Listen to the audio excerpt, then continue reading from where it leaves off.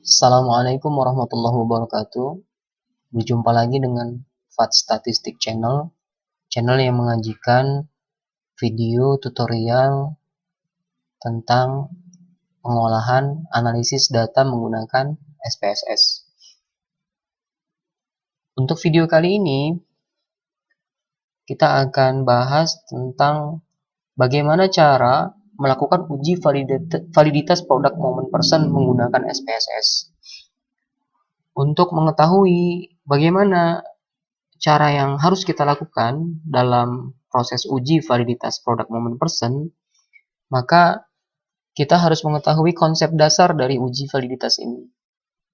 Yang pertama, bahwa setiap kali seorang peneliti ingin melakukan sebuah penelitian, kemudian menggunakan instrumen untuk mengambil data dari responden atau sampel penelitiannya, maka instrumen tersebut harus dilakukan uji validitas. Yang ini sangat berguna untuk mengetahui apakah instrumen tersebut sudah sesuai atau valid terhadap penelitian yang akan dilakukan oleh seorang peneliti.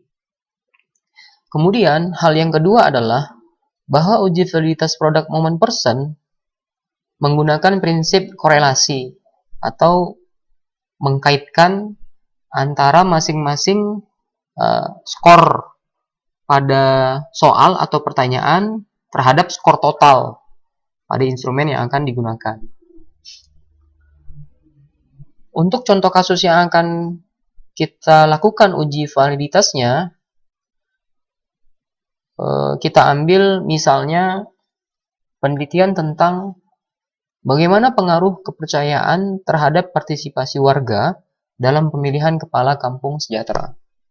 Jadi ada variabel kepercayaan, kemudian terhadap variabel partisipasi. Kasus pada penelitian ini menggunakan 30 responden, total 30 responden, atau 30 warga yang terlibat. Instrumen yang digunakan adalah kuesioner dengan skala Likert.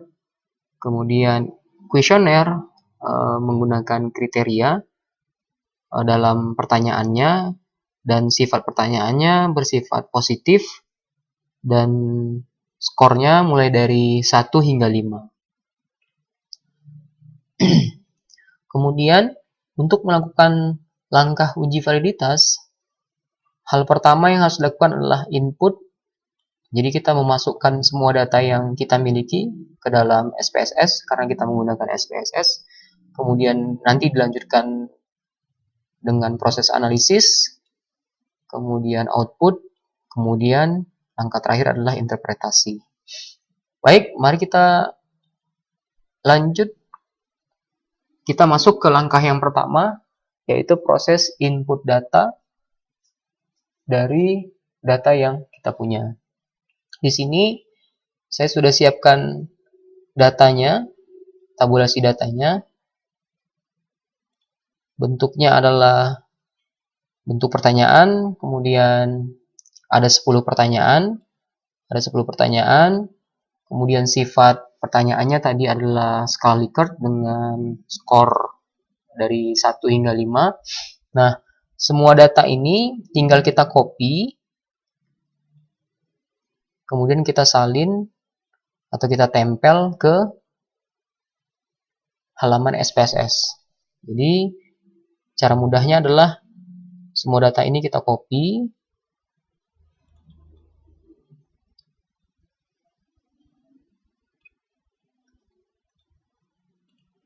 kemudian kembali ke halaman SPSS, pastikan pada mode data view, tampilan data view, kemudian klik kanan, salin, tertempel. Ya. Semua data sudah tertempel di halaman data view. Setelah semua data sudah kita copy ke data view pada SPSS, klik variable view untuk melakukan perubahan pada tampilan variabel. Mulai dari name, pada kolom name, kita akan ganti semua nama variabel menjadi lebih spesifik. Untuk menggantinya saya gunakan Excel. Kita buat B1 hingga B10. Kemudian paling akhir kita buat skor total. Ini kita tinggal copy.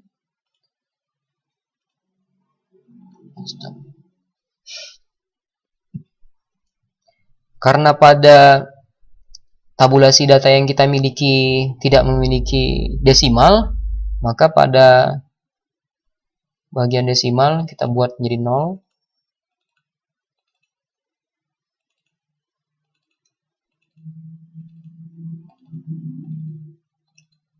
Kemudian pada bagian label kita berikan nama spesifik dari masing-masing kasus atau masing-masing pertanyaan. Saya kembali lagi ke Excel. Saya buat seperti ini.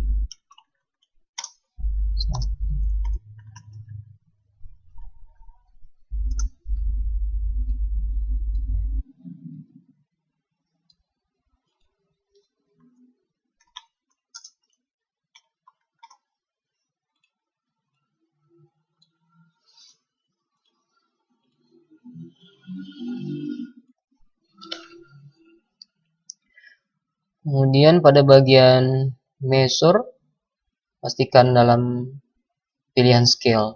Untuk pilihan yang lain, biarkan dalam kondisi default. Selesai. Kita sudah menginput semua data yang kita miliki. Kemudian untuk berikutnya, kita masuk ke proses analisis. Proses analisis uji validitas person product moment, kita mulai dengan mengklik atau memilih menu analyze, kemudian seret ke bawah, pilih correlate, kemudian pilih bivariate. Nah, sudah tersedia kotak dialog bivariate correlation. Langkah pertama yang harus kita lakukan adalah memindahkan semua item pada kotak sebelah kiri dengan Ctrl A, kemudian pindahkan ke kolom sebelah kanan atau kolom variabel. Kemudian perhatikan pilihan yang ada di bawahnya, pastikan pada correlation coefficient itu tercentang person, test of significant dipilih to tail, kemudian flag significant correlation pastikan untuk juga terchecklist. Yang lainnya dalam kondisi default, kemudian silahkan klik OK. Ya.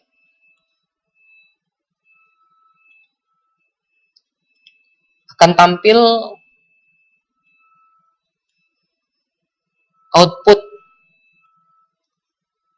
SPSS dari proses analisis yang sudah kita kerjakan. Jadi kita sudah masuk ke langkah ketiga, yaitu output. Jadi sudah tersedia di output SPSS kita.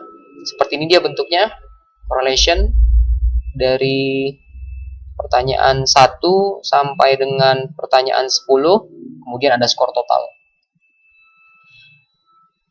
Untuk berikutnya, setelah proses output, kita dapatkan output dari analisis yang kita lakukan, kita lanjut ke langkah interpretasi atau memaknai dari output atau hasil yang kita peroleh dari analisis yang sudah kita kerjakan. Untuk melakukan interpretasi, maka ada hal yang harus kita ketahui bersama dalam mengambil keputusan uji validitas produk moment person. Jadi ada dasar yang harus kita ketahui untuk melakukan interpretasi terhadap uji validitas produk moment person. Ada dua cara. Yang pertama adalah dengan membandingkan nilai R, yaitu kita bandingkan nilai R hitung yang kita dapat dari output SPSS terhadap nilai R tabel. Di mana jika nilai R hitung lebih besar daripada nilai R tabel, maka item soal tersebut dikatakan valid. Tapi jika sebaliknya, R hitung lebih kecil daripada R tabel, maka item soal kuesioner atau angket tersebut dinyatakan tidak valid. Nah, pada kasus yang kita kerjakan, diketahui bahwa nilai N-nya atau total responden yang terlibat adalah sebanyak 30. Kemudian kita harus mencari berapa nilai R tabel yang sesuai dengan jumlah responden yang kita punya, atau N sama dengan 30 pada signifikansi 0,05. Kawan-kawan bisa download tabel distribusi R tabel. Di sini saya sudah siapkan. Ini dia bentuknya. Jadi kita untuk mendapatkannya tersedia di deskripsi. Nah, pada tabel distribusi nilai R tabel, kita tinggal pilih jumlah N sama dengan 30. Kita seret ke bawah. 30. Kemudian pada signifikansi 0,05 karena kita menggunakan tingkat kepercayaan 5%. Jadi pada kolom pertama, jadi yang kita gunakan adalah yang 0,361. 0,361. Maka nilai yang akan kita bandingkan terhadap R hitung adalah 0,361. Baik, setelah kawan-kawan mengetahui nilai R tabel, kita akan mengidentifikasi nilai masing-masing R hitung dari setiap item pertanyaan. Di sini sudah terlihat mulai dari atas. Jadi nilai R hitungnya diketahui. Ini untuk pertanyaan pertama, item pertanyaan pertama, kemudian ini yang kedua. Jadi kalau kawan-kawan seret, ini dia pertanyaan pertama. Nilai percent correlation, nah inilah nilai R-nya. Kemudian ya, inilah nilai-nilainya. Jadi kawan-kawan bisa dapatkan langsung nilai R hitung dari tabel output SPSS yang sudah kita dapatkan sampai ke bawah. Nah, untuk ringkasan hasil uji validitas saya sudah siapkan. Jadi dari pertanyaan pertama hingga pertanyaan 10 kita sudah mendapatkan nilai R hitungnya. Untuk pertanyaan pertama 0,826 dan seterusnya hingga pertanyaan ke-10 sebesar 0,790.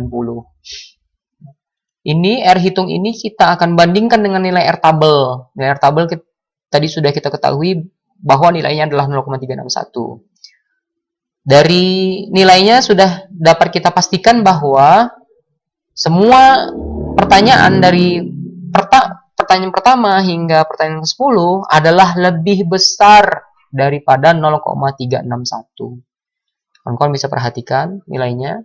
Maka, sesuai dengan dasar keputusan yang sudah kita bahas sebelumnya, jika nilai R hitung dari output analisis yang kita dapatkan lebih besar daripada R tabel, maka item pertanyaan tersebut dinyatakan valid. Sehingga pada kasus penelitian ini, karena semua nilai R hitung dari setiap butir pertanyaan pertama hingga ke-10 adalah lebih besar daripada R tabel, maka semua butir pertanyaan pada penelitian ini atau pada data ini adalah dinyatakan valid. Itu dasar keputusan yang pertama.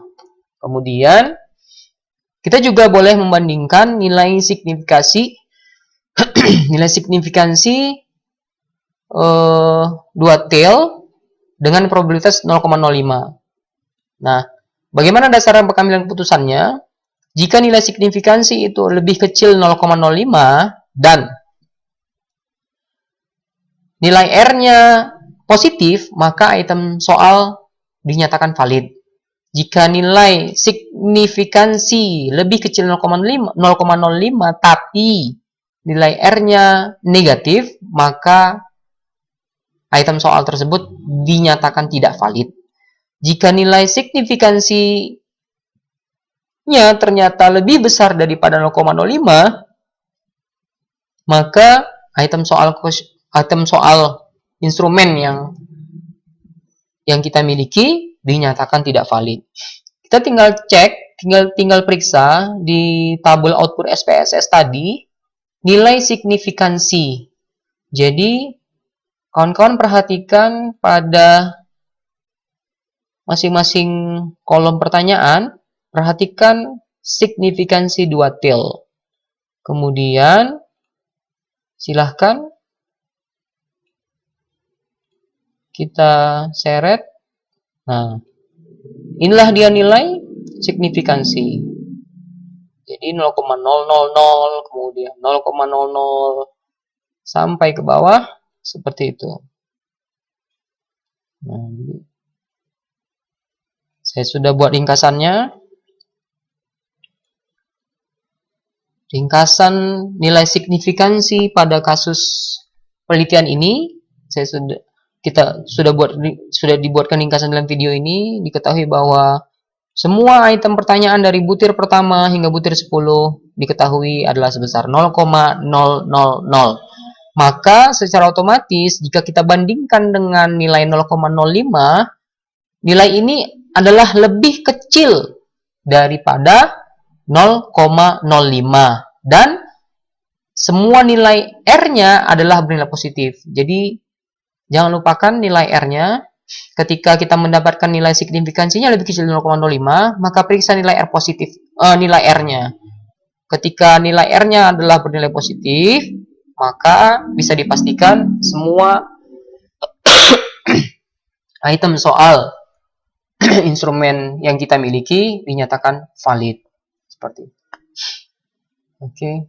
Baik. Cukup sederhana untuk melakukan uji validitas produk moment person menggunakan SPSS, dan ini adalah suatu kewajiban yang harus dilakukan oleh setiap peneliti ketika ingin melakukan penelitian dan peneliti tersebut menggunakan instrumen baik itu kuesioner atau angket adalah melakukan uji validitas. Nah, setelah proses uji validitas dilakukan, maka hal berikutnya yang harus dilakukan oleh seorang peneliti adalah melakukan uji reliabilitas terhadap instrumen yang dimiliki. Jadi, validitas dengan reliabilitas adalah satu paket yang harus dilakukan untuk memastikan instrumen tersebut dapat digunakan oleh peneliti dalam penelitiannya. Untuk bagaimana cara atau tutorial cara melakukan uji reliabilitas menggunakan SPSS akan kawan-kawan bisa lihat di video berikutnya. Baik, itu yang dapat kita sampaikan pada video pembelajaran bagaimana cara melakukan uji validitas produk moment person menggunakan SPSS. Terima kasih atas perhatian kawan-kawan semua. Semoga video ini dapat bermanfaat buat kawan-kawan semua yang berkaitan dengan pengolahan data menggunakan SPSS. Silahkan berkomentar di kolom komentar. Kemudian like video ini jika kawan-kawan suka, dan subscribe untuk perkembangan channel ini dan update video-video berikutnya. Saya akhiri video pembelajaran ini dengan mengucapkan Assalamualaikum warahmatullahi wabarakatuh.